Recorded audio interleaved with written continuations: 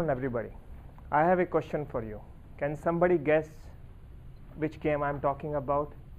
This is the world's fastest growing game in the world, especially in China. It has a shot of 150 miles per hour. Every point in this game starts with love. Let me throw in some names. Andre Agassi, Pete Sampras, Ashish Mehta, Rafael Nadal.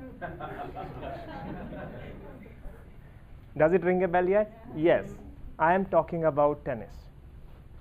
I myself play tennis in Ultimate Tennis League at 5.5 level. Ultimate Tennis League is one of the fastest growing league in the nation. It has over 85,000 registered users this year. Tennis has 4 major tournaments or Grand Slams: Australian Open, US Open, Wimbledon, and French Open. Australian and US Open are played on hard court, French Open is played on clay court, and Wimbledon is played on grass court. Today I am going to show you some basic tips and techniques on how to improve your game. First and foremost, if you want to improve in any game or sport, you need to start loving it. Once you have that, your game will automatically improve. Second thing is, watch the ball closely. For beginners, it is very important. Before hitting the shot, I learned is by looking at the manufacturer name. For example, this is Wilson 1.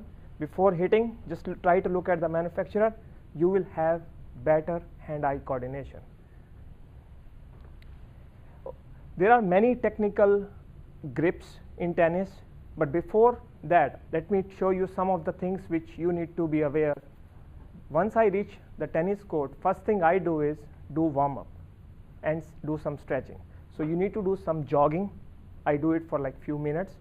Then you need to stretch your hamstrings, stretch your calf muscles, stretch your arms, stretch your wrist. It will ensure that all the major muscles which you are going to use in tennis, you will not get any injury in that. So regarding the tennis grips, there are many technical terms like Eastern grip, Western grip, continental. But let me show you in simple terms how to hold the racket properly. Grip is nothing but how to hold the racket. For forehand, for the basic shot, you need an Eastern grip. But what is an Eastern grip? All you need to do is do a handshake with the racket. Just do a handshake with the racket, you have your Eastern grip. You have your grip for your forehand. For hitting a serve, you need a continental serve. But what is a continental serve?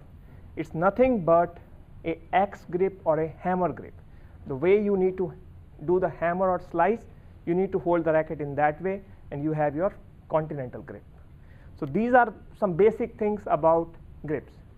For hitting some basic shots like forehand, first thing you need to make sure that your racket position is at least 1 feet below the ball, and if the ball is coming low, you need to bend your knees and have a proper follow through.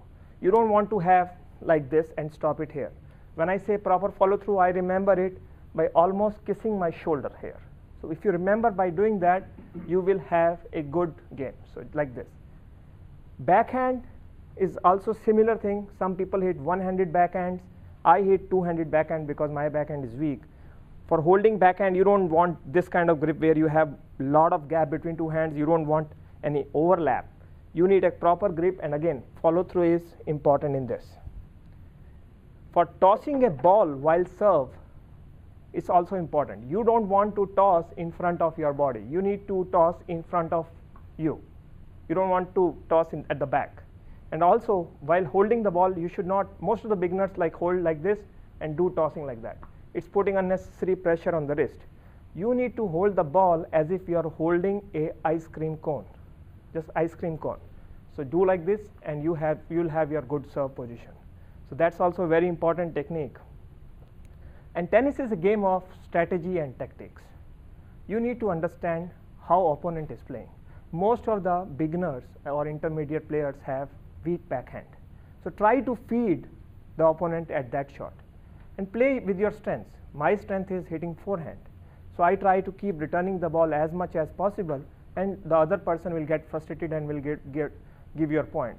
Or try to break the rhythm. Some people, if you keep hitting them hard, they keep returning good. So I try to mix and match, like hit some soft balls, hit some little bit higher balls. It makes them frustrated and they give the point. Nutrition while playing tennis is also very important.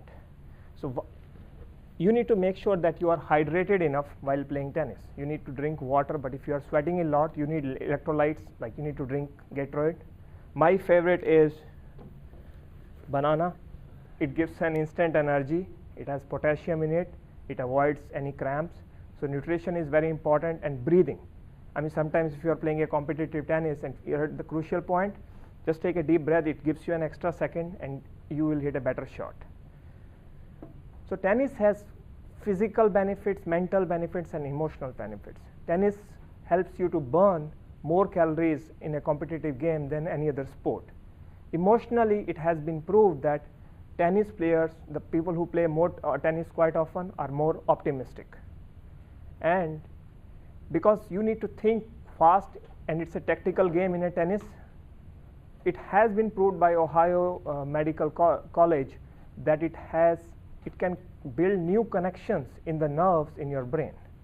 We are living in Tampa, having an amazing weather, so let's take this more initiative to enjoy this wonderful game. So if anybody wants to play tennis this weekend, anytime, you can reach out to me. Mr. Toastmaster.